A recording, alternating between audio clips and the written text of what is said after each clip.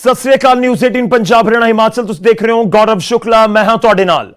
पंजाब दे विच अगले साल विधान सभा चोणां होण जा रहीआं ने, जिस दे लई सियासी पार्टियां ने अपनी पूरी ताकत लगाउणी शुरू कर दित्ती है, बिसात बिछाउणी शुरू कर दित्ती है, चेहरे मोहरियां दे नाल चाल चलनी शुरू कर दित्ती है। यानी शह मात दा खेड खूब हुण खेडिया जा रहा है। दंगल भी सत्ता दे संघासन दे लई है तां जोर अजमाइश अजिही मन्नो सारे पिछले रिकॉर्ड टुट जाणगे। एक समय लग रहा सी कि किसानां दे आले दुआले ही चोण चक्रव्यूह रचिया जावेगा, पर किसानी मुद्दे दे उत्ते हाशिए ते गई बीजेपी ने दलित चेहरे दे उत्ते अजिही सियासी चाल चली कि हुण दलित जो वैसे तां हमेशा तो पंजाब दी सत्ता दी दिशा ते दशा तय करदे ने, पर इन्हां चोणां दी धूरी बन चुके ने। हर कोई इन्हां नूं साधण दे विच लग्या होया है। एससी कमिशन दे चेयरमैन तक नूं दलितां दे दमन दे उत्ते दया आई ਅਤੇ ਉਹ ਇਹਨਾਂ ਨੂੰ ਸੈਂਕੜੇ ਸਾਲ ਪੁਰਾਣੇ ਦਮਨ ਚੱਕਰ ਤੋਂ ਕੱਢਣ ਦੇ ਲਈ ਜਥੇਦਾਰ ਤੱਕ ਪਹੁੰਚ ਵੀ ਕਰਨ ਪਹੁੰਚ ਗਏ। ਹਰ ਕੋਈ ਦਲਿਤਾਂ ਦੇ ਲਈ ਦਿਲ ਖੋਲ ਰਿਹਾ ਹੈ। ਚੋਣ ਸਾਲ ਦੇ ਵਿੱਚ ਸਿਆਸਤਦਾਨਾਂ ਦੀ ਦਲਿਤਾਂ ਦੇ ਉੱਤੇ ਦਰਿਆ ਦਿਲੀ ਕਿ ਉਹਨਾਂ ਨੂੰ ਦਮਨ ਤੋਂ ਜੋ ਦਲਿਤ ਭਾਈਚਾਰਾ ਹੈ ਉਹਨਾਂ ਨੂੰ ਉਸ ਤਸ਼ੱਦਦ ਤੋਂ ਛੁਟਕਾਰਾ ਦਿਵਾ ਸਕੇਗੀ ਅਤੇ ਦਲਿਤਾਂ ਨੂੰ ਹੱਕ ਉਹਨਾਂ ਦਾ ਮਿਲ ਸਕੇਗਾ। ਅਤੇ ਕੀ ਕਹਿੰਦਾ ਹੈ ਪੰਜਾਬ ਦਾ ਜਾਤੀ ਸਮੀਕਰਨ, ਜਾਣਾਂਗੇ ਸਾਡੀ ਇਸ ਖਾਸ ਪੇਸ਼ਕਸ਼ ਦੇ ਵਿੱਚ।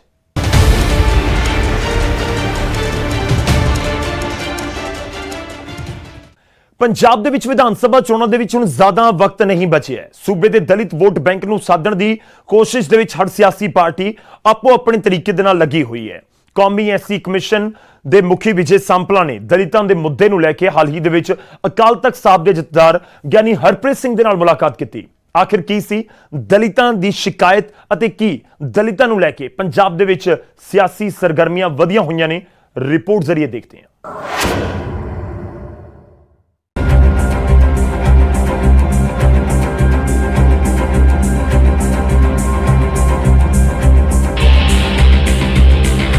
कौमी एससी कमिशन के मुखी विजय सांपला ने हाल ही दे विच अकाल तख्त के जथेदार ज्ञानी हरप्रीत सिंह नाल मुलाकात की सी। इस मुलाकात दे विच उन्होंने सूबे भर दे विच दलित बरादरी के दमन और भेदभाव नूं लैके गलबात की। लगातार ये शिकायतां मिल रही सन कि पंजाब के कई हिस्सों के विच दलितां नूं धार्मिक प्रोग्राम दे लई गुरु ग्रंथ साहब घर लैके जाण दी इजाजत नहीं दी जा रही। हुशियारपुर तो साबका एमपी सांपला ने जथेदार साहब तो मामले च दखल की मंग करते हुए दलित भाईचारे के नुमाइंदियां ने इत्थों तक कहा सी कि गुरुद्वारा मुखी दलितां दे घर भी पाठ दे लई नहीं जाणदे रहे। जथेदार नाल इस मुलाकात तो बाद सांपला ने कहा कि मुलाकात के दौरान पंजाब के वख-वख पिंडां दे नाल संबंधित मुद्दों उत्ते गंभीरता दे नाल चर्चा हुई। खास तौर पर हुशियारपुर दे विच दलित परिवारां नूं गुरु ग्रंथ साहब घर लैके जाण दी इजाजत नहीं दित्ते जाण दे मुद्दे उत्ते चर्चा की गई। इत्थों तक कि गुरुद्वारा मुखी पाठियां नूं पाठ दे लई दलितां दे घर भी नहीं जाणदे रहे।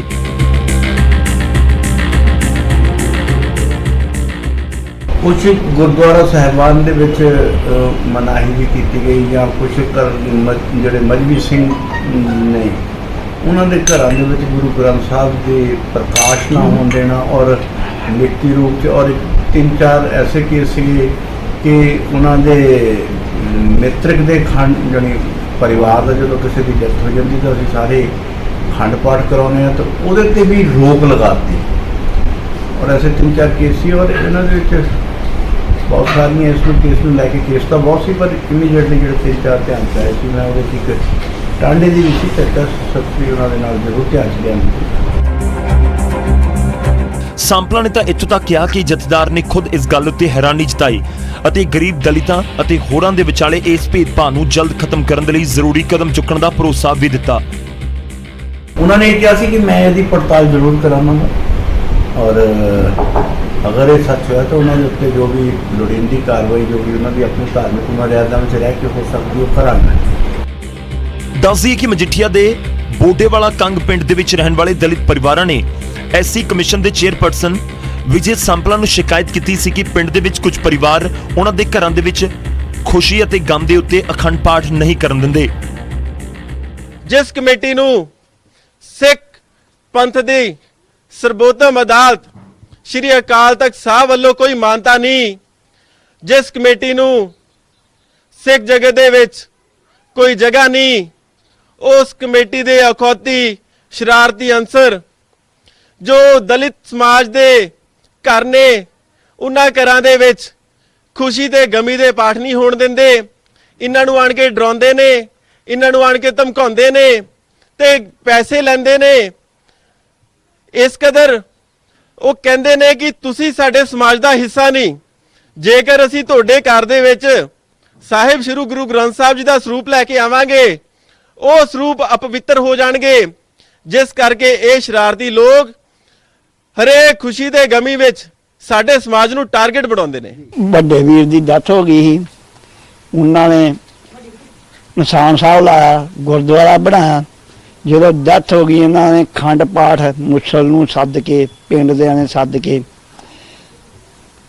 ਗ੍ਰੰਥੀ ਸਾਹਿਬ ਨੇ ਫੋਨ ਗ੍ਰੰਥੀ ਸਾਹਿਬ ਕਰਦਾ, ਜਿਹਨੂੰ ਹੀ ਕਰਦਾ, ਮੁੜ ਕੇ ਖੰਡ ਪਾਠ ਰੱਖਣਾ ਸੀ ਤੇ ਸਾਨੂੰ ਚੌਂਕੀ ਥਾਣੇ ਸੱਦ ਦਰਖਾਸਤ। ਜਦੋਂ ਤੁਹਾਡੇ ਭਰਾ ਦਾ ਭੋਗ ਸੀ ਨਹੀਂ ਜੀ, ਆਪਾਂ ਪਹੁੰਚ ਨਹੀਂ ਦਿੱਤਾ, ਪਾਠ ਆਰੰਭ ਕਰਨੇ ਸੀ ਆਰੰਭ ਕਰਨਾ ਹੈ। ਉਹਦੇ ਕਰਕੇ ਇਹਨਾਂ ਨੇ ਸਾਨੂੰ ਗੁੰਮਰਾਹ ਕਰਕੇ ਚੌਂਕੀ ਸੱਦਿਆ ਤੇ ਉਸ ਤੋਂ ਬਾਅਦ ਤੁਸੀਂ ਉਹ ਪਾਠ ਨਹੀਂ ਕਰ ਸਕੇ ਫਿਰ? ਨਹੀਂ ਕੀਤਾ। ਪੰਜਾਬ ਦੇ ਵਿੱਚ ਦਲਿਤਾਂ ਦੇ ਉੱਤੇ ਅਤਿਆਚਾਰ ਭੇਦਭਾਵ ਦਾ ਇਹ ਕੋਈ ਪਹਿਲਾ ਮਾਮਲਾ ਨਹੀਂ, ਬਲਕਿ ਟਾਂਡਾ ਦੇ ਪਿੰਡ ਬੈਂਸ ਆਵਾਮ ਦੇ ਵਿੱਚ ਵੀ ਕੁਝ ਦਿਨ ਪਹਿਲਾਂ ਦਲਿਤ ਸਮਾਜ ਦਾ ਪਿੰਡ ਦੀਆਂ ਉੱਚੀ ਜਾਤੀਆਂ ਦੇ ਨੌਜਵਾਨਾਂ ਦੇ ਨਾਲ ਝਗੜਾ ਹੋਇਆ ਸੀ, ਜਿਸ ਦੇ ਵਿੱਚ ਦੋਵੇਂ ਪਾਸੇ ਦੇ ਕਈ ਲੋਕ ਜ਼ਖਮੀ ਹੋ ਗਏ ਸਨ। ਇਸ ਦੇ ਵਿੱਚ ਇੱਕ ਮਹਿਲਾ ਵੀ ਸ਼ਾਮਲ ਸੀ। ਇਸ ਘਟਨਾ ਤੋਂ ਬਾਅਦ ਪੂਰਾ ਪਿੰਡ ਛਾਉਣੀ ਦੇ ਵਿੱਚ ਤਬਦੀਲ ਹੋ ਗਿਆ ਸੀ। ਇਸ ਦੌਰਾਨ ਵੀ ਪਿੰਡ ਦੀਆਂ ਉੱਚੀ ਜਾਤੀਆਂ ਦੇ ਉੱਤੇ ਗੰਭੀਰ ਇਲਜ਼ਾਮ ਲੱਗੇ ਸਨ। ਪੰਚਾਇਤ ਦੇ ਉੱਤੇ ਦਲਿਤਾਂ ਦਾ ਬਾਈਕਾਟ ਕਰਨ ਦਾ ਫਰਮਾਨ ਜਾਰੀ ਕਰ ਦਿੱਤਾ ਗਿਆ ਸੀ। ਅਜਿਹਾ ਕਰਨ ਵਾਲਿਆਂ ਦੇ ਖਿਲਾਫ ਦਲਿਤ ਭਾਈਚਾਰੇ ਦੇ ਲੋਕਾਂ ਨੇ ਕਾਰਵਾਈ ਨਾ ਹੁੰਦਾ ਦੇਖ ਥਾਣੇ ਦਾ ਘਿਰਾਓ ਵੀ ਕੀਤਾ ਸੀ। 4-5 ਦਿਨ ਪਹਿਲਾਂ ਬੈਂਸਵਾਨ ਦੇ ਵਿੱਚ ਦੋ ਪਰਿਵਾਰਾਂ ਵਿੱਚ ਝਗੜਾ ਹੁੰਦਾ ਔਰ ਉਹ ਝਗੜੇ ਦਾ ਮਾਮਲਾ ਸੁਲਝਾਉਣ ਦੀ ਬਜਾਏ ਕੁਝ ਉੱਚ ਜਾਤੀ ਦੇ ਵਰਗ ਇੱਥੋਂ ਇਹ ਸੱਤ ਨੂੰ ਟੱਪ ਗਏ ਕਿ ਇੱਕ ਜਾਤੀਵਾਦ ਦਲਿਤ ਦਾ ਔਰ ਜਿਹੜਾ ਉੱਚ ਜਾਤੀ ਦਾ ਜਿਹੜਾ ਪਾੜਾ ਵਧਾਉਣ ਦੀ ਕੋਸ਼ਿਸ਼, ਔਰ ਕੀਤੀ ਵੀ ਕਿੱਥੇ ਗਈ। ਜਿਨ੍ਹਾਂ ਗੁਰੂਆਂ ਨੇ ਬਾਣੀ ਦਾ ਫਰਮਾਨ ਹੈ ਕਿ ਮਾਨਸ ਕੀ ਜਾਤ ਸਭੇ ਏਕੇ ਪਹਿਚਾਨਬੋ, ਉਸ ਸ੍ਰੀ ਗੁਰਦੁਆਰਾ ਸਾਹਿਬ ਦੇ ਵਿੱਚ ਇਹ ਅਨਾਉਂਸਮੈਂਟ ਕੀਤੀ ਜਾਂਦੀ ਹੈ, ਜਿੱਥੋਂ ਸਾਨੂੰ ਇਹ ਸੰਦੇਸ਼ਾ ਮਿਲਦਾ ਕਿ ਇਹ ਆਪਾਂ ਸਾਰੇ ਬਰਾਬਰ ਹਾਂ, ਸਮਤਾ ਦਾ। ਉੱਥੇ ਇਹ ਅਨਾਉਂਸਮੈਂਟ ਕੀਤੀ ਜਾਂਦੀ ਹੈ ਕਿ ਆਪਾਂ ਸਾਰੇ ਇਕਮੁੱਠ ਹੋ ਕੇ ਉੱਚ ਜਾਤੀ ਦੇ ਵਰਗੇ ਕਰਦੇ ਕਿ ਜਿਹੜੇ ਇਹ ਦੱਬੇ ਕੁਚਲੇ ਦਲਿਤ ਲੋਕ ਆ, ਇਹਨਾਂ ਨੂੰ ਦਬਾਉਣ ਦੀ ਕੋਸ਼ਿਸ਼ ਕੀਤੀ ਔਰ ਅਨਾਉਂਸਮੈਂਟ ਕੀਤੀ ਹੈ ਕਿ ਇਹਨਾਂ ਦਾ ਸਮਾਜਿਕ ਸੋਸ਼ਲ ਬਾਈਕਾਟ ਕੀਤਾ ਜਾਵੇ। ਮੈਂ ਸਮਝਣਾ ਇਹ ਤੋਂ ਜ਼ਿਆਦਾ ਘਟਨਾ ਜਿਹੜੀ ਨਿੰਦਨੀय ਘਟਨਾ ਉਹ ਹੋ ਨਹੀਂ ਸਕਦੀ। ਉਸੇ ਹੀ ਗੁਰੂ ਘਰਾਂ ਦੇ ਵਿੱਚੋਂ ਇਹੋ ਜਿਹੇ ਐਸੀ ਸਮਾਜ ਵਾਸਤੇ ਹੁਕਮ ਜਾਰੀ ਹੋ ਰਹੇ ਆ ਕਿ ਇਹਨਾਂ ਦਾ ਬਾਈਕਾਟ ਕੀਤਾ ਜਾਵੇ। ਇਹਦੂ ਘਟੀਆ ਜਿਹੜਾ ਹਰਕਤ ਕੀ ਹੋ ਸਕਦੀ ਆ। ਅਸੀਂ ਪ੍ਰਸ਼ਾਸਨ ਤੋਂ ਮੰਗ ਕਰਦੇ ਆ ਕਿ ਇਹਨਾਂ ਦੇ ਖਿਲਾਫ ਜਲਦੀ ਤੋਂ ਜਲਦੀ ਜਿਹੜਾ ਉਹ ਪਰਚਾ ਦਰਜ ਕਰਕੇ ਅਰੈਸਟ ਪਾਈ ਜਾਵੇ। 12 ਤਰੀਕ ਨੂੰ ਬੈਂਸਵਾਨ ਤੇ ਦੋਨਾਂ ਪਾਰਟੀਆਂ ਦਾ ਆਪਸ ਵਿੱਚ ਲੜਾਈ ਝਗੜਾ ਹੋਇਆ ਸੀ, ਉਸ ਸੰਬੰਧੀ ਐਮਐਲਏ ਆਈ, ਪਰ ਦੋਨਾਂ ਪਾਰਟੀਆਂ ਦਾ ਆਪਸ ਵਿੱਚ ਸਮਝੌਤਾ ਹੋ ਗਿਆ। ਐਸਸੀ ਕਮਿਸ਼ਨ ਦੇ ਚੇਅਰਮੈਨ ਵਿਜੇ ਸਾਂਪਲਾ ਨੇ ਜਥੇਦਾਰ ਨਾਲ ਇਹਨਾਂ ਤਮਾਮ ਸ਼ਿਕਾਇਤਾਂ ਨੂੰ ਲੈ ਕੇ ਮੁਲਾਕਾਤ ਕੀਤੀ ਸੀ। ਦਲਿਤਾਂ ਦੇ ਉੱਤੇ ਤਸ਼ੱਦਦ ਦੇ ਮਾਮਲੇ ਪਹਿਲਾਂ ਵੀ ਸਾਹਮਣੇ ਆਉਂਦੇ ਰਹੇ ਨੇ। ਪਿੰਡੂ ਇਲਾਕਿਆਂ ਦੇ ਵਿੱਚ ਦਬੰਗਾਂ ਦੇ ਦਲਿਤਾਂ ਦੇ ਨਾਲ ਗਲਤ ਵਤੀਰਾ ਪਹਿਲੀ ਵਾਰ ਨਹੀਂ ਹੋਇਆ, ਪਰ ਕਿਉਂਕਿ ਚੋਣਾਂ ਨੇੜੇ ਨੇ ਤਾਂ ਦਲਿਤਾਂ ਦੀ ਫਿਕਰ ਜ਼ਿਆਦਾ ਹੋਣ ਲੱਗੀ ਹੈ।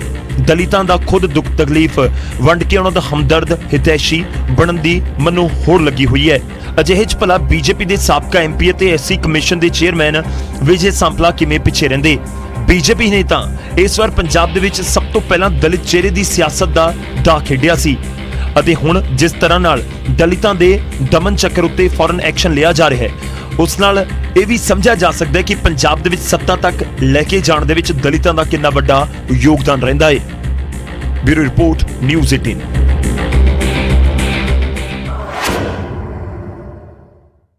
ਹੁਣ ਜ਼ਰਾ ਪੰਜਾਬ ਦਾ ਜਾਤੀ ਸਮੀਕਰਨ ਵੀ ਜਾਣ ਲੈਂਦੇ ਹਾਂ, ਜਿਸ ਦਾ ਗਣਿਤ ਹਮੇਸ਼ਾ ਚੋਣ ਨਤੀਜੇ ਤੈਅ ਕਰਦਾ ਰਿਹਾ ਹੈ ਅਤੇ ਹਰ ਸਿਆਸੀ ਪਾਰਟੀ ਇਸ ਜਾਤੀ ਸਮੀਕਰਨ ਦੇ ਅੰਕੜਿਆਂ ਦੇ ਮੁਤਾਬਕ ਹੀ ਆਪਣੇ ਚਿਹਰੇ ਮੋਰੇ ਚੋਣ ਮੈਦਾਨ ਦੇ ਵਿੱਚ ਉਤਾਰਦੀ ਹੈ।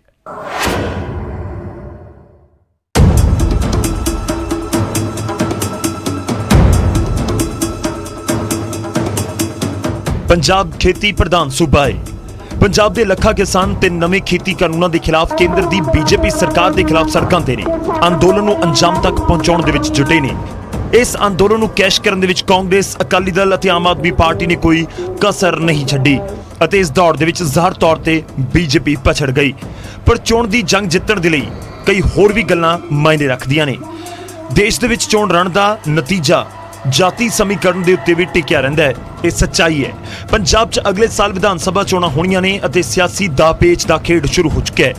ਚੋਣਾਂ ਦੇ ਵਿੱਚ ਜਿੱਤ ਦੇ ਲਈ ਗਠਜੋੜ ਦੀ ਜ਼ੋਰ ਅਜ਼ਮਾਇਸ਼ ਵੀ ਹੋਣ ਲੱਗੀ ਹੈ। ਹਾਕਮ ਧਿਰ ਕਾਂਗਰਸ ਨੂੰ ਮਾਤ ਦੇਣ ਦੇ ਲਈ 25 ਸਾਲ ਦੇ ਬਾਅਦ ਸ਼੍ਰੋਮਣੀ ਅਕਾਲੀ ਦਲ ਅਤੇ ਬਹੁਜਨ ਸਮਾਜ ਪਾਰਟੀ ਇਕੱਠੇ ਆਏ। ਆਉਣ ਵਾਲੀਆਂ ਵਿਧਾਨ ਸਭਾ ਚੋਣਾਂ ਨੂੰ ਲੈ ਕੇ ਦੋਵੇਂ ਪਾਰਟੀਆਂ ਨੇ ਗਠਜੋੜ ਕਰ ਲਿਆ। ਦੋਵੇਂ ਪਾਰਟੀਆਂ ਦੇ ਵਿਚਾਲੇ ਸੀਟਾਂ ਦੀ ਵੰਡ ਹੋ ਗਈ ਹੈ। ਪੰਜਾਬ ਦੀਆਂ 117 ਵਿਧਾਨ ਸਭਾ ਸੀਟਾਂ ਦੇ ਵਿੱਚੋਂ 20 ਸੀਟਾਂ ਬੀਐਸਪੀ ਤਾਂ ਬਾਕੀ ਸੀਟਾਂ ਤੇ ਅਕਾਲੀ ਦਲ ਨੇ ਚੋਣ ਲੜਨ ਦਾ ਐਲਾਨ ਕੀਤਾ ਹੈ। ਬੀਐਸਪੀ ਦੇ ਸਹਾਰੇ ਅਕਾਲੀ ਦਲ ਨੇ ਜਿੱਥੇ ਪੰਜਾਬ ਦੇ ਕੈਪਟਨ ਨੂੰ ਮਾਤ ਦੇਣ ਦੀ ਪਲਾਨਿੰਗ ਬਣਾਈ ਤਾਂ ਉੱਥੇ ਬੀਐਸਪੀ ਵੀ ਅਕਾਲੀ ਦਲ ਦੇ ਨਾਲ ਪੰਜਾਬ ਦੀ ਸਿਆਸੀ ਜ਼ਮੀਨ ਉੱਤੇ ਆਪਣੀ ਥਾਂ ਲੱਭਣ ਦੀ ਕੋਸ਼ਿਸ਼ 'ਚ ਹੈ। 25 ਸਾਲ ਪਹਿਲਾਂ ਦੋਵੇਂ ਪਾਰਟੀਆਂ ਨੇ ਲੋਕ ਸਭਾ ਦੀਆਂ ਚੋਣਾਂ ਦੇ ਵਿੱਚ ਗਠਜੋੜ ਕੀਤਾ ਸੀ, ਜਿਸ ਦੇ ਨਤੀਜੇ ਵੀ ਸ਼ਾਨਦਾਰ ਰਹੇ ਸਨ। ਗਠਜੋੜ ਨੇ ਪੰਜਾਬ ਦੀਆਂ 13 ਦੇ ਵਿੱਚੋਂ 11 ਸੀਟਾਂ ਉੱਤੇ ਜਿੱਤ ਹਾਸਲ ਕੀਤੀ ਸੀ। ਇਸੇ ਦੇ ਮੱਦੇਨਜ਼ਰ ਇੱਕ ਵਾਰ ਮੁੜ ਤੋਂ ਦੋਵੇਂ ਪਾਰਟੀਆਂ ਇਕੱਠੀਆਂ ਆਈਆਂ ਨੇ, ਜੋ ਸਿੱਧਾ ਕਾਂਗਰਸ ਨੂੰ ਮਾਤ ਦੇਣ ਦਾ ਦਮ ਭਰ ਰਹੀਆਂ ਨੇ। ਹਾਲਾਂਕਿ ਕੁਝ ਸਿਆਸੀ ਜਾਣਕਾਰ ਮੰਨਦੇ ਨੇ ਕਿ ਅਕਾਲੀ ਦਲ ਦਾ ਪੰਜਾਬ ਦੇ ਵਿੱਚ ਆਪਣਾ ਇੱਕ ਵੱਖਰਾ ਵੋਟ ਬੈਂਕ ਹੈ ਤਾਂ ਬੀਐਸਪੀ ਦੇ ਕੋਲ ਵੀ ਆਪਣਾ ਇੱਕ ਵੋਟ ਬੈਂਕ ਜੋ ਸਿੱਧੇ ਤੌਰ ਤੇ ਕਾਂਗਰਸ ਦੀ ਮੁਸ਼ਕਲ ਨੂੰ ਵਧਾ ਸਕਦੇ ਨੇ। ਪੰਜਾਬ ਨੂੰ 3 ਹਿੱਸਿਆਂ ਦੇ ਵਿੱਚ ਵੰਡਿਆ ਜਾਂਦਾ ਹੈ, ਮਾਝਾ, ਮਾਲਵਾ ਤੇ ਦੁਆਬਾ। ਇਹਨਾਂ ਇਲਾਕਿਆਂ ਦੇ ਵਿੱਚ ਸਾਰੇ ਜ਼ਿਲ੍ਹੇ ਆਉਂਦੇ ਨੇ। ਮਾਝੇ 'ਚ ਅੰਮ੍ਰਿਤਸਰ, ਪਠਾਨਕੋਟ, ਗੁਰਦਾਸਪੁਰ, ਤਰਨਤਾਰਨ ਜ਼ਿਲ੍ਹੇ ਆਉਂਦੇ ਨੇ। ਉੱਥੇ ਮਾਲਵੇ ਦੇ ਵਿੱਚ ਪਟਿਆਲਾ, ਮੋਹਾਲੀ, ਬਠਿੰਡਾ, ਬਰਨਾਲਾ ਅਹਿਮ ਜ਼ਿਲ੍ਹੇ ਨੇ। ਜਦਕਿ ਗੱਲ ਅਸੀਂ ਦੁਆਬੇ ਦੀ ਕਰੀਏ ਤਾਂ ਇਸ ਦੇ ਵਿੱਚ ਜਲੰਧਰ, ਕਪੂਰਥਲਾ, ਨਵਾਂ ਸ਼ਹਿਰ, ਹੁਸ਼ਿਆਰਪੁਰ ਅਹਿਮ ਜ਼ਿਲ੍ਹੇ ਨੇ। ਪੰਜਾਬ ਦੇ ਵਿੱਚ ਕੁੱਲ 57.69% ਸਿੱਖ ਆਬਾਦੀ, ਕਰੀਬ 39% ਹਿੰਦੂ, ਕਰੀਬ 2% ਮੁਸਲਿਮ ਭਾਈਚਾਰਾ, 1.3% ਈਸਾਈ, ਜੈਨ ਅਤੇ ਬੁੱਧ ਨੇ। 23 ਜ਼ਿਲ੍ਹਿਆਂ ਦੇ ਵਿੱਚੋਂ 18 ਜ਼ਿਲ੍ਹਿਆਂ ਦੇ ਵਿੱਚ ਘੱਟ ਗਿਣਤੀ ਨੇ। ਪੰਜਾਬ ਦੇ ਵਿੱਚ ਤਕਰੀਬਨ 2 ਕਰੋੜ ਵੋਟਰ ਨੇ। ਦੇਸ਼ ਦੇ ਵਿੱਚ ਸਭ ਤੋਂ ਜ਼ਿਆਦਾ 32% ਦਲਿਤ ਆਬਾਦੀ ਪੰਜਾਬ ਦੇ ਵਿੱਚ ਹੈ, ਜੋ ਸਿਆਸੀ ਦਸ਼ਾ ਤੇ ਦਿਸ਼ਾ ਬਦਲਣ ਦੀ ਪੂਰੀ ਤਾਕਤ ਰੱਖਦੀ ਹੈ। ਪੰਜਾਬ ਦਾ ਇਹ ਵਰਗ ਪੂਰੀ ਤਰ੍ਹਾਂ ਕਦੇ ਵੀ ਕਿਸੇ ਪਾਰਟੀ ਦੇ ਨਾਲ ਤਾਂ ਨਹੀਂ ਰਿਹਾ। ਦਲਿਤ ਵੋਟ ਆਮ ਤੌਰ ਤੇ ਕਾਂਗਰਸ ਅਤੇ ਅਕਾਲੀ ਦਲ ਦੇ ਵਿਚਾਲੇ ਵੰਡਿਆ ਜਾਂਦਾ ਰਿਹਾ। ਹਾਲਾਂਕਿ ਬੀਐਸਪੀ ਨੇ ਇਸ ਦੇ ਵਿੱਚ ਸੰਨ ਲਗਾਉਣ ਦੀ ਕੋਸ਼ਿਸ਼ ਕੀਤੀ, ਪਰ ਉਸ ਨੂੰ ਵੀ ਇੱਕ ਤਰਫਾ ਸਮਰਥਨ ਤਾਂ ਨਹੀਂ ਮਿਲਿਆ। ਉੱਥੇ ਆਮ ਆਦਮੀ ਪਾਰਟੀ ਦੇ ਪੰਜਾਬ ਦੇ ਵਿੱਚ ਦਲਿਤ ਵੋਟਾਂ ਨੂੰ ਸਾਧਣ ਦੇ ਲਈ तमाम ਕੋਸ਼ਿਸ਼ਾਂ ਕੀਤੀਆਂ, ਪਰ ਬਹੁਤ ਵੱਡਾ ਹਿੱਸਾ ਉਹਨਾਂ ਦੇ ਹਿੱਸੇ ਵੀ ਨਹੀਂ ਆਇਆ। ਪੰਜਾਬ ਦੇ ਵਿੱਚ ਦਲਿਤ ਵੋਟ ਬੈਂਕ ਵੱਖ-ਵੱਖ ਵਰਗਾਂ ਦੇ ਵਿੱਚ ਵੰਡਿਆ ਹੋਇਆ ਹੈ। ਇੱਥੇ ਰਵਿਦਾਸੀਏ, ਵਾਲਮੀਕੀ 2 ਵੱਡੇ ਦਲਿਤ ਭਾਈਚਾਰੇ ਨੇ। ਪਿੰਡਾਂ ਦੇ ਵਿੱਚ ਰਹਿਣ ਵਾਲੇ ਦਲਿਤ ਵੋਟਰਾਂ ਦੇ ਵਿੱਚ ਇੱਕ ਵੱਡਾ ਹਿੱਸਾ ਡੇਰਿਆਂ ਦੇ ਨਾਲ ਵੀ ਜੁੜਿਆ ਹੋਇਆ ਹੈ। ਅਜਿਹੇ 'ਚ ਚੋਣਾਂ ਦੇ ਸਮੇਂ ਡੇਰਿਆਂ ਦੀ ਅਹਿਮ ਭੂਮਿਕਾ ਰਹਿੰਦੀ ਹੈ। ਅਹਿਮ ਇਹ ਹੈ ਕਿ ਦੁਆਬਾ ਦੀ ਬੈਲਟ ਦੇ ਵਿੱਚ ਜੋ ਦਲਿਤ ਭਾਈਚਾਰਾ ਹੈ ਉਹ ਪੰਜਾਬ ਦੇ ਦੂਜੇ ਹਿੱਸਿਆਂ ਤੋਂ ਵੱਖ ਹੈ। ਇਸ ਦੀ ਵਜ੍ਹਾ ਇਹ ਹੈ ਕਿ ਇਸ ਦੇ ਵਿੱਚ ਜ਼ਿਆਦਾਤਰ ਪਰਿਵਾਰਾਂ ਦਾ ਘੱਟ ਤੋਂ ਘੱਟ ਇੱਕ ਮੈਂਬਰ NRI ਹੈ। ਇਸ ਨਾਤੇ ਆਰਥਿਕ ਤੌਰ ਦੇ ਉੱਤੇ ਉਹ ਕਾਫੀ ਸੰਪੰਨ ਨੇ। ਇਹਨਾਂ ਦਾ ਅਸਰ ਫਗਵਾੜਾ, ਜਲੰਧਰ ਦੇ ਕੁਝ ਹਿੱਸਿਆਂ ਦੇ ਵਿੱਚ ਹੈ। ਇਸ ਦਲਿਤ ਵੋਟ ਬੈਂਕ ਦੇ ਉੱਤੇ ਸਾਰੀਆਂ ਪਾਰਟੀਆਂ ਦੀ ਨਜ਼ਰ ਹੈ। ਦਲਿਤਾਂ ਨੂੰ ਮਨਾਉਣ, ਰਜਾਉਣ ਦੇ ਲਈ ਸਾਰੇ ਸਿਆਸੀ ਧੁਰੰਦਰ ਖੂਬ ਕੋਸ਼ਿਸ਼ ਕਰ ਰਹੇ ਨੇ, ਕਿਉਂਕਿ ਜਿੱਤ ਦੀ ਰਾਹ ਇੱਥੋਂ ਹੀ ਹੋ ਕੇ ਲੰਘਦੀ ਹੈ। Bureau report, news 18 Punjab.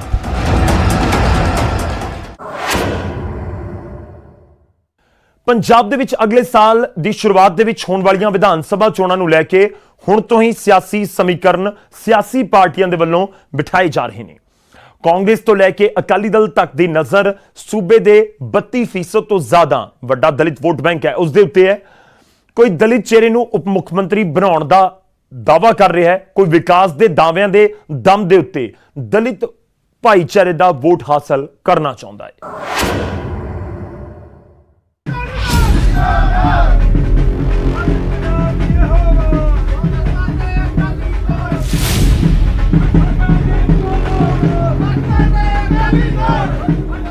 Punjab ਦੇ ਵਿੱਚ ਅਗਲੀਆਂ ਵਿਧਾਨ ਸਭਾ ਚੋਣਾਂ 2022 ਦੇ ਵਿੱਚ ਹੋਣ ਜਾ ਰਹੀਆਂ ਨੇ।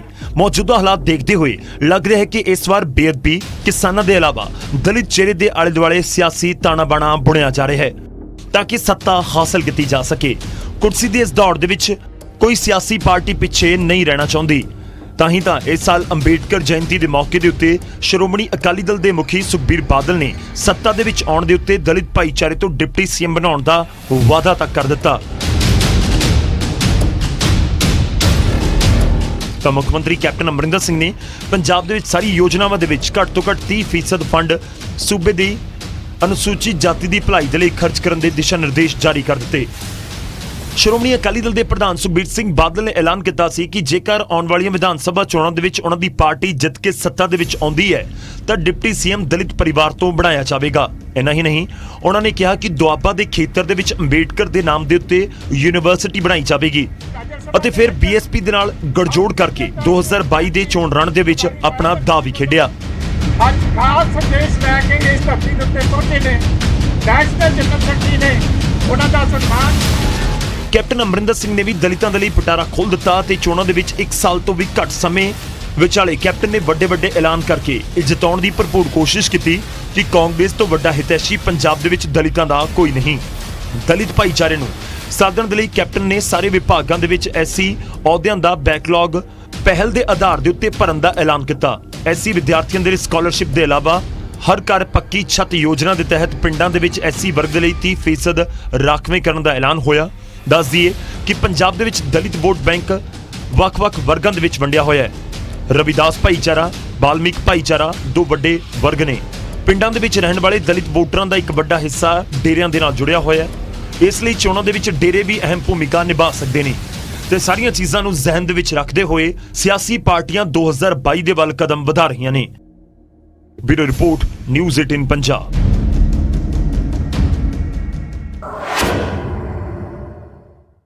ਸਾਡੀ ਇਸ ਖਾਸ ਰਿਪੋਰਟ ਦੇ ਵਿੱਚ ਹੁਣ ਤੁਹਾਨੂੰ ਦੱਸਦੇ ਹਾਂ ਕਿ ਆਖਿਰ ਕਿਸਾਨ ਅੰਦੋਲਨ ਤੋਂ ਬਾਅਦ ਕਿਉਂ ਪੰਜਾਬ ਦੀ ਚੋਣ ਬਸਾਤ ਦਲਿਤਾਂ ਦਾ ਦਿਲ ਜਿੱਤਣ ਦੇ ਲਈ ਵਿਛਾਈ ਜਾਣ ਲੱਗੀ ਹੈ।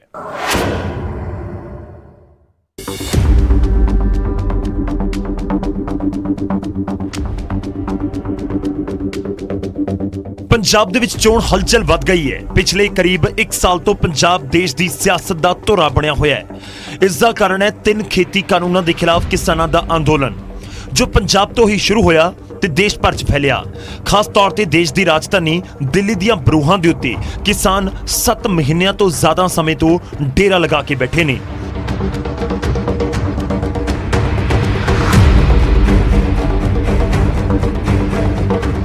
ਫਰਵਰੀ 2022 ਦੇ ਵਿੱਚ ਹੋਣ ਵਾਲੀਆਂ ਪੰਜਾਬ ਵਿਧਾਨ ਸਭਾ ਚੋਣਾਂ ਦੇ ਮੱਦੇਨਜ਼ਰ ਇਹਨਾਂ ਦਿਨੀ ਪਾਰਟੀਆਂ ਦੇ ਵਿੱਚ ਕਾਰਡ ਦੀ ਸਿਆਸਤ ਖੇਡਣ ਦੀ ਹੋੜ ਲੱਗੀ ਹੋਈ ਹੈ। ਪਿਛਲੇ ਸਾਲ ਜਦੋਂ ਇਹਨਾਂ ਦਿਨਾਂ ਦੇ ਵਿੱਚ ਕੇਂਦਰ ਸਰਕਾਰ ਨੇ 3 ਖੇਤੀ ਆਰਡੀਨੈਂਸ ਜਾਰੀ ਕਰ ਦਿੱਤੇ ਸਨ ਤਾਂ ਪੰਜਾਬ 'ਚ ਇਸ ਦਾ ਜ਼ਬਰਦਸਤ ਵਿਰੋਧ ਹੋਇਆ। ਸਾਰੀਆਂ ਕਿਸਾਨ ਜਥੇਬੰਦੀਆਂ ਇਕਜੁੱਟ ਹੋ ਕੇ ਵਿਰੋਧ ਪ੍ਰਦਰਸ਼ਨ ਕਰਨ ਲੱਗੀਆਂ ਕਿਉਂਕਿ ਉਹਨਾਂ ਦਿਨਾਂ ਦੇ ਵਿੱਚ ਅਕਾਲੀ ਦਲ ਬੀਜੇਪੀ ਕੇਂਦਰ ਦੇ ਵਿੱਚ ਸੀ। ਇਸ ਲਈ ਉੱਥੇ ਖੇਤੀ ਆਰਡੀਨੈਂਸਾਂ ਦਾ ਸਮਰਥਨ ਹੋਇਆ। ਕਾਂਗਰਸ ਨੇ ਇਸ ਮੌਕੇ ਨੂੰ ਸੰਭਾਲਿਆ ਅਤੇ ਬੀਜੇਪੀ ਦੇ ਨਾਲ ਉਹਨਾਂ ਨੇ ਸ਼੍ਰੋਮਣੀ ਅਕਾਲੀ ਦਲ ਨੂੰ ਵੀ ਕਰੜੇ ਹੱਥੀ ਲਿਆ। ਮੁੱਖ ਮੰਤਰੀ ਕੈਪਟਨ ਅਮਰਿੰਦਰ ਸਿੰਘ ਸਰਕਾਰ ਦੇ ਪੱਧਰ ਤੇ ਅਤੇ ਪਾਰਟੀ ਪ੍ਰਧਾਨ ਸੁਨੀਲ ਜਾਖੜ ਪਾਰਟੀ ਪੱਧਰ ਤੇ ਇਸ ਮੁੱਦੇ ਨੂੰ ਉਭਾਰਨ ਲੱਗੇ। ਕੈਪਟਨ ਨੇ ਜਿੱਥੇ ਆਲ ਪਾਰਟੀ ਮੀਟਿੰਗ ਸੱਦੀ, ਉੱਥੇ ਜਾਖੜ ਨੇ ਵੱਖ-ਵੱਖ ਵਿਧਾਨ ਸਭਾ ਹਲਕਿਆਂ ਦੇ ਵਿੱਚ ਇਹਨਾਂ ਤਿੰਨੋਂ ਖੇਤੀ ਆਰਡੀਨੈਂਸਾਂ ਦੇ ਖਿਲਾਫ ਮੋਰਚਾ ਸੰਭਾਲਿਆ। ਕੇਂਦਰ ਸਰਕਾਰ ਤੇ ਬੀਜੇਪੀ ਨੇ ਤਾਂ ਕੈਪਟਨ ਸਰਕਾਰ ਤੇ ਇੱਥੋਂ ਤੱਕ ਇਲਜ਼ਾਮ ਲਗਾਏ ਕਿ ਕਿਸਾਨ ਅੰਦੋਲਨ ਦੇ ਪਿੱਛੇ ਪੰਜਾਬ ਦੀ ਕੈਪਟਨ ਸਰਕਾਰ ਦਾ ਹੱਥ ਹੈ। ਇਹ ਕਿਸਾਨਾਂ ਦਾ ਨਹੀਂ, ਕਾਂਗਰਸ ਦਾ ਅੰਦੋਲਨ ਹੈ। ਪੰਜਾਬ 'ਚ ਮਾਹੌਲ ਕਿਸਾਨਾਂ ਦੇ ਪੱਖ ਦੇ ਵਿੱਚ ਬਣਦਾ ਦੇਖ ਪਹਿਲਾਂ ਹੀ ਆਮ ਆਦਮੀ ਪਾਰਟੀ, ਲੋਕ ਇਨਸਾਫ ਪਾਰਟੀ ਵੀ ਕਿਸਾਨਾਂ ਦੇ ਸਮਰਥਨ ਦੇ ਵਿੱਚ ਉਤਰ ਆਈ ਸੀ। ਅਕਾਲੀ ਦਲ ਨੇ ਮੁੱਦੇ ਦੇ ਨਾਲ ਕਿਸਾਨ ਵੋਟ ਬੈਂਕ ਨੂੰ ਹੱਥ ਤੋਂ ਜਾਂਦਾ ਦੇਖ ਕੇ ਬੀਜੇਪੀ ਦੇ ਨਾਲ ਨਾਤਾ ਤੋੜ ਲਿਆ। 3 ਖੇਤੀ ਕਾਨੂੰਨਾਂ ਦੇ ਵਿਰੋਧ ਦੇ ਵਿੱਚ 3 ਤਖਤ ਸਾਹਿਬਾਨਾਂ ਤੋਂ 3 ਵੱਖ-ਵੱਖ ਮਾਰਚ ਕੱਢੇ ਗਏ। ਕਾਂਗਰਸ ਦੇ ਰਾਹੁਲ ਗਾਂਧੀ ਵੀ 3 ਦਿਨਾਂ ਦੀ ਯਾਤਰਾ ਦੇ ਉੱਤੇ ਪੰਜਾਬ ਆਏ ਅਤੇ ਉਹਨਾਂ ਨੇ ਟਰੈਕਟਰ ਯਾਤਰਾ ਕੱਢੀ। ਯਾਨੀ ਹਰ ਪਾਰਟੀ ਕਿਸਾਨ ਕਾਰਡ ਖੇਡਣ ਦੇ ਵਿੱਚ ਜੁਟੀ ਸੀ। ਇਸ ਵਿਚਾਲੇ ਬੀਜੇਪੀ ਨੇ ਇਹ ਕਹਿ ਕੇ ਦਲਿਤ ਕਾਰਡ ਖੇਡ ਦਿੱਤਾ ਕਿ ਜੇਕਰ 2022 ਦੇ ਵਿੱਚ ਬੀਜੇਪੀ ਸੱਤਾ ਦੇ ਵਿੱਚ ਆਈ ਤਾਂ ਉਹਨਾਂ ਦਾ ਸੀਐਮ ਦਲਿਤ ਵਰਗ ਤੋਂ ਹੋਵੇਗਾ। ਬਸ ਫਿਰ ਕੀ ਸੀ, ਪਾਰਟੀਆਂ ਕਿਸਾਨ ਕਾਰਡ ਨੂੰ ਭੁੱਲ ਕੇ ਦਲਿਤ ਕਾਰਡ ਦੀ ਸਿਆਸਤ ਦੇ ਉੱਤੇ ਉਤਰ ਆਈਆਂ। ਸ਼੍ਰੋਮਣੀ ਅਕਾਲੀ ਦਲ ਦੇ ਪ੍ਰਧਾਨ ਸੁਖਬੀਰ ਸਿੰਘ ਬਾਦਲ ਨੇ ਵੀ ਐਲਾਨ ਕਰ ਦਿੱਤਾ ਕਿ ਅਗਲੀ ਸਰਕਾਰ ਦੇ ਵਿੱਚ ਉਹ ਦਲਿਤ ਵਰਗ ਤੋਂ ਉਪ ਮੁੱਖ ਮੰਤਰੀ ਬਣਾਉਣਗੇ। ਕਾਂਗਰਸ ਕਿੱਥੇ ਪਿੱਛੇ ਹਟਣ ਵਾਲੀ ਸੀ। ਪਾਰਟੀ ਦੇ ਦਲਿਤ ਵਰਗ ਤੋਂ ਮੰਤਰੀ ਚਰਨਜੀਤ ਸਿੰਘ ਚੰਨੀ ਨੇ ਸਾਰੇ ਦਲਿਤ ਵਿਧਾਇਕਾਂ ਨੂੰ ਇਕੱਠਾ ਕਰਨਾ ਸ਼ੁਰੂ ਕਰ ਦਿੱਤਾ ਅਤੇ ਇੱਕ ਮੀਟਿੰਗ ਕਰਕੇ 3 ਪੰਨਿਆਂ ਦੀ ਚਿੱਠੀ ਮੁੱਖ ਮੰਤਰੀ ਨੂੰ ਲਿਖ ਦਿੱਤੀ, ਜਿਸ ਦੇ ਵਿੱਚ ਦਲਿਤਾਂ ਦੇ ਮੁੱਦੇ ਚੁੱਕੇ ਗਏ। ਇਧਰ ਹੁਣ ਹਿੰਦੂ ਵਰਗ ਦੇ ਵਿੱਚ ਵੀ ਉਥਲ-ਪੁਥਲ ਮਚੀ ਹੈ। ਜਿੱਥੇ ਕਾਂਗਰਸ ਪੰਜਾਬ 'ਚ ਹਿੰਦੂ ਨੂੰ ਪ੍ਰਧਾਨ ਬਣਾਉਣ ਦੇ ਲਈ ਕਿਸੇ ਆਗੂ ਦੀ ਭਾਲ ਕਰ ਰਹੀ ਹੈ, ਉੱਥੇ ਪਾਰਟੀ ਦੇ ਸਾਬਕਾ ਵਿਧਾਇਕ ਅਸ਼ਵਨੀ ਸੇਖੜੀ ਨੇ ਇਸ ਆਪਦਾ ਦੇ ਵਿੱਚ ਮੌਕਾ ਲੱਭਣਾ ਵੀ ਸ਼ੁਰੂ ਕਰ ਦਿੱਤਾ। ਉੱਥੇ ਲਗਾਤਾਰ ਹਿੰਦੂ ਆਗੂਆਂ ਨੂੰ ਅਣਗੌਲਿਆਂ ਕਰਨ ਦਾ ਮੁੱਖ ਮੰਤਰੀ ਉੱਤੇ ਇਲਜ਼ਾਮ ਲੱਗਿਆ। ਸਾਫ਼ ਹੈ ਕਿ ਉਹ ਕਿਤੇ ਨਾ ਕਿਤੇ ਆਪਣੇ ਲਈ ਕੋਈ ਵੱਡਾ ਅਹੁਦਾ ਲੱਭ ਰਹੇ ਨੇ, ਜਦੋਂ ਕਿ ਪਿਛਲੇ 4 ਸਾਲ ਤੋਂ ਖਾਮੋਸ਼ੀ ਨਾਲ ਬੈਠੇ ਸੀ। ਇਹ ਸਭ ਚੋਣਾਂ ਨੇੜੇ ਆਉਂਦੇ ਦੇਖ ਕੇ ਹੋ ਰਿਹਾ ਹੈ। ਜੋ ਮੁੱਦੇ ਪਿਛਲੇ 4 ਸਾਲ ਤੋਂ ਕਿਤੇ ਦਬੇ ਹੋਏ ਸਨ, ਉਹ ਅਚਾਨਕ ਬਾਹਰ ਆ ਗਏ। ਆਗੂ ਉਹਨਾਂ ਨੂੰ ਮੁੜ ਤੋਂ ਸਿਰ ਮੱਥੇ ਤੇ ਚੁੱਕ ਰਹੇ ਨੇ। ਜਿਹੜੇ ਦਲਿਤਾਂ ਨੂੰ ਸਮਾਜ ਹੋਵੇ ਜਾਂ ਸਿਆਸਤ, ਹਰ ਥਾਂ ਤੇ ਨਜ਼ਰਅੰਦਾਜ਼ ਰੱਖਿਆ ਜਾਂਦਾ ਹੈ, ਉਹਨਾਂ ਨੂੰ ਅੱਗੇ ਕਰਕੇ ਉਹਨਾਂ ਦਾ ਹਿਮਾਇਤੀ ਬਣਨ ਦੇ ਵਿੱਚ ਪਾਰਟੀਆਂ ਲੱਗੀਆਂ ਨੇ। ਸੱਤਾ ਦੇ ਲਈ ਮੌਕਾ ਪ੍ਰਸਤੀ ਸਿਆਸੀ ਆਗੂਆਂ ਦੇ ਲਈ ਕੋਈ ਨਵੀਂ ਗੱਲ ਨਹੀਂ। ਨਾ ਇਸ ਗੱਲ ਉੱਤੇ ਕਿਸੇ ਨੂੰ ਹੈਰਾਨੀ ਹੋਣੀ ਚਾਹੀਦੀ ਹੈ ਕਿ ਕਿਵੇਂ ਸੱਤਾ ਦੇ ਲਈ ਦਲਿਤ ਦਾ ਇਸਤੇਮਾਲ ਕੀਤਾ ਜਾਂਦਾ ਰਿਹਾ ਹੈ, ਕਿਉਂਕਿ ਇਹ ਸਿਆਸਤ ਹੈ। ਇੱਥੇ ਸੱਤਾ ਦੇ ਸਿੰਘਾਸਨ ਦੇ ਲਈ ਇਹ ਸਭ ਜਾਇਜ਼ ਜੋ ਸਮਝਿਆ ਜਾਂਦਾ ਹੈ। Bureau report, news 18।